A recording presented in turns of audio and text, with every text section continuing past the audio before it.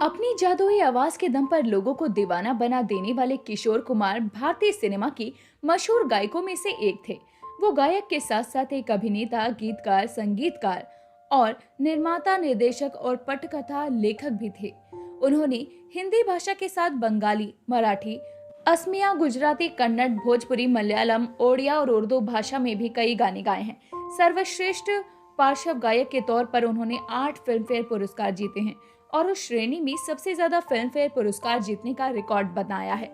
किशोर कुमार का रियल नाम आभास कुमार गांगुली था और लोग उन्हें प्यार से किशोर दा के नाम से पुकारते थे। उनका जन्म 4 अगस्त 1929 को मध्य प्रदेश के खंडवा में हुआ था। इनके पिता का नाम कुंजल लाल गांगुली था, जो पेशे से एक वकील थे। इनके माता का नाम गौरी देवी है, जो कि एक गृहिणी थी। किशोर कुमार 4 भाई बहनों में सबसे छोटे थे। उनके बड़े भाई अशोक कुमार और अनूप कुमार ने भी फिल्मों में अभिनेता के तौर पर काम किया था। उनके बड़े भाई अशोक कुमार हिंदी फिल्म इंडस्ट्री में दादा मुनि के नाम से जाने जाते थे।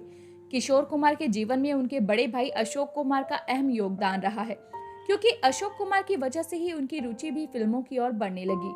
उनकी बहन का नाम सती रानी देवी है, जिनका विवाह भारतीय फिल्म उद्योग के जाने माने फिल्म निर्माता शशिधर मुखर्जी से हुआ था, जिन्होंने 1930 के दशक में बॉम्बे टॉकीज की स्थापना की थी। शशिधर मुखर्जी अभिनेत्री काजोल के दादाजी थे। किशोर कुमार ने अपनी प्रारंभिक शिक्षा मध्य प्रदेश के खंडवा शहर से पूरी की। इसके बाद उन्होंने इंदौर के क्रिश्चियन कॉलेज से स्नातक की पढ़ाई की। किशोर कुमार ने अपने फिल्मी करियर की शुरुआत साल 1946 में फिल्म शिकारी से की थी। इस फिल्म में उनके बड़े भाई अशोक कुमार ने लीड अभिनेता के तौर पर काम किया था। साल 1951 में किशोर कुमार ने फणी मजूमदार की फिल्म आंदोलन में एक लीड अभिनेता के तौर पर काम किया, लेकिन ये फिल्म कुछ खास कमाल नहीं कर पाई। एक अभिनेता के तौर पर उन्हें असली पहचान साल 1954 में बिमल रॉय की फिल्म नौकरी में मिली, जिसमें उन्होंने एक बेरोजगार युवक का किरदार निभाया। इसके बाद इन्होंने बाप रे बाप, नई दिल्ली, मिस मैरी और आशा जैसी कई सुपरहिट फिल्मों में काम किया। साल 1958 में इन्होंने फिल्म चलती का नाम गाड़ी में मधुबाला और अपने दोनों भाइयों अशोक कुमार और अनूप कुमार के साथ में काम किया। यह भी एक दिलचस्प बात है कि मोहम्मद रफी ने किशोर कुमार की कई फिल्मों में गाने गाए थे और इसके लिए रफी जी ने उनसे सिर्फ ₹1 लिया था। उनकी फिल्मी करियर के दौरान अभिनेता के तौर पर उन्होंने करीब 81 फिल्मों में काम किया था, जबकि करीब 18 फिल्मों का निर्देशन इन्होंने खुद ही किया था। किशोर कुमार ने अपना पहला गाना साल 1948 में रिलीज हुई फिल्म जिद्दी के गाने मरने की दुआएं क्यों मांगू गाया था, जिसे देव आनंद साहब के ऊपर फिल्माया गया था। हालांकि इस फिल्म की सफलता के बावजूद भी उन्हें कोई खास पहचान नहीं मिल पाई। इसके बाद एस डी बर्मन ने उन्हें साल 1950 में फिल्म प्यार और साल 1951 में फिल्म बहार में गाने का मौका दिया। फिल्म बहार में उनके द्वारा गाए गए गाने कसूर आपका हिट साबित हुआ। इसके बाद इन्होंने कई फिल्मों में गाने गाए, लेकिन संगीत की दुनिया में इन्हें असली पहचान साल 1957 में रिलीज हुई फिल्म फंटूश के गाने दुखी मन मेरे से मिली।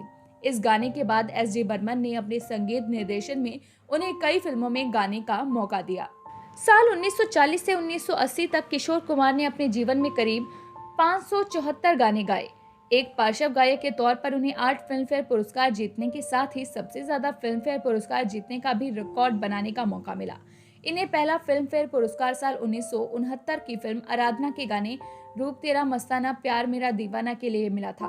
किशोर कुमार की खासियत ये रही कि वो देवानंद साहब से लेकर सुपरस्टार राजेश खन्ना जिस भी अभिनेता के लिए गाने गाते थे, उनकी आवाज सभी पर फिट बैठती थी। लगता था कि जैसे अभिनेता के अंदर खुद किशोर कुमार समा गए हों। किशोर कुमार ने अपने जीवन में 4 शादियां की थी। पहली शादी उन्होंने रूमा घोष उर्फ रूमा गुहा ठाकुरता से की, जो कि एक बंगाली गायक और अभिनेत्री थी। उनकी ये शादी साल 1950 से 1958 तक चली। उनसे उनका एक पुत्र है जिसका नाम अमित कुमार है। दूसरी शादी इन्होंने 1960 में भारतीय सिनेमा जगत की जानी मानी अभिनेत्री मधुबाला से की। दोनों ने चलती का नाम गाड़ी, हाफ टिकट और झुमरू जैसी कई फिल्मों में साथ में काम किया। इसके लिए उन्होंने धर्म परिवर्तन कर इस्लाम धर्म को अपनाया और उन्होंने अपना नाम बदलकर करीम अब्दुल रख लिया। किशोर कुमार के माता पिता उनकी इस शादी से खुश नहीं थे, इसलिए उनके माता पिता उनकी शादी में शामिल नहीं हुए। बाद में उन्होंने मधुबाला से हिंदू रीति रिवाज से भी शादी की, लेकिन उनके माता पिता ने मधुबाला को कभी भी अपनी बहू के रूप में स्वीकार नहीं किया। घर में तनाव का माहौल होने की वजह से मधुबाला बांद्रा में स्थित अपने बंगले में वापस लौट आई और वो वहां अकेली रहने लगी। दिल की बीमारी की वजह से 23 फरवरी साल 1969 को मधुबाला का निधन हो गया। इसके बाद किशोर कुमार के जीवन में योगिता बाली आई और साल 1976 में उन्होंने योगिता बाली से तीसरी शादी की, जो कि सिर्फ 2 साल तक ही चल पाई और साल 1978 में उनका तलाक हो गया। तलाक के बाद योगिता बाली ने मिथुन चक्रवर्ती से शादी कर ली। चौथी और अंतिम शादी किशोर कुमार ने साल 1980 में लीना चंदवाकर से की, जो कि उनके बड़े बेटे अमित कुमार से सिर्फ 2 साल ही बड़ी थी। लीना चंदवाकर से उनका एक बेटा है जिसका नाम सुमित कुमार है। किशोर कुमार से जुड़े विवाद। साल 1989 में किशोर कुमार के निर्देशन में बनने वाली फिल्म ममता की छाव में अमिताभ बच्चन ने कैमियो की भूमिका निभाने से इनकार कर दिया था, जिसकी वजह से अमिताभ बच्चन के साथ उनका संबंध खराब हो गया और उन्होंने उनकी फिल्मों में गाना गाना बंद कर दिया था। हालांकि समय के साथ ये विवाद खत्म हो गया और बाद में अमिताभ बच्चन की फिल्म तूफान के गाने आया आया तूफान उन्होंने ही गाया था। साल 1989 में किशोर कुमार की तीसरी पत्नी योगिता बाली ने उनसे तलाक लेकर मिथुन चक्रवर्ती से शादी कर ली, जिसकी वजह से किशोर कुमार ने मिथुन की फिल्मों में भी गाना गाना बंद कर दिया। लेकिन बाद में इन्होंने मिथुन चक्रवर्ती की फिल्म सुरक्षा का और डिस्को डांसर और वक्त की आवाज में गाने गाए। किशोर कुमार के जीवन के बारे में एक बड़ी घटना उस समय हुई जब साल 1975 में देश में आपातकाल के समय कांग्रेस पार्टी की एक रैली ने उन्हें गाने के लिए संपर्क किया, लेकिन उन्होंने उस रैली में भाग लेने से साफ इनकार कर दिया, जिसकी वजह से उस समय की सूचना और प्रसारण मंत्री विद्याचरण शुक्ला ने दूरदर्शन और ऑल इंडिया रेडियो पर किशोर कुमार के गानों के प्रसारण पर रोक लगा दी। ये प्रतिबंध 4 मई 1976 से लेकर आपातकाल के अंत तक लगा रहा। साथ ही किशोर कुमार के घर पर इनकम टैक्स विभाग द्वारा छापेमारी भी की गई, लेकिन इतना होने के बावजूद भी किशोर कुमार ने कभी आपातकाल का समर्थन नहीं किया। किशोर कुमार का जन्म मध्य प्रदेश के खंडवा के एक बंगाली परिवार में हुआ था। जब वो बालावस्था में थे उस समय उनके बड़े भाई अशोक कुमार हिंदी फिल्म जगत के एक जाने माने अभिनेता बन चुके थे।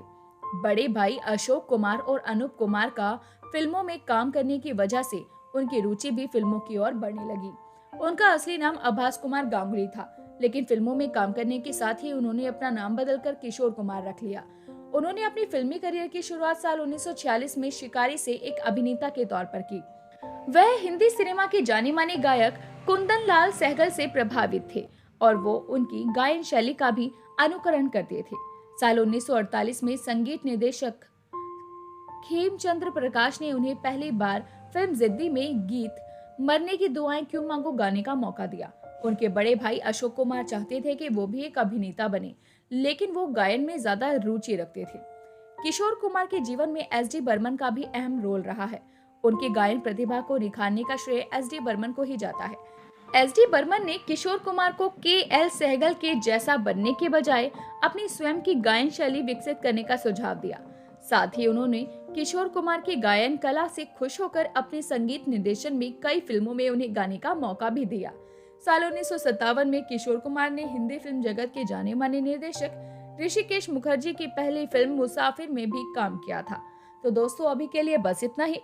मिलते हैं आपसे जल्दी ही एक अभिनेता या अभिनेत्री की जिंदगी की पूरी अपडेट के साथ। तब तक के लिए अपना ध्यान रखिए। Bye bye.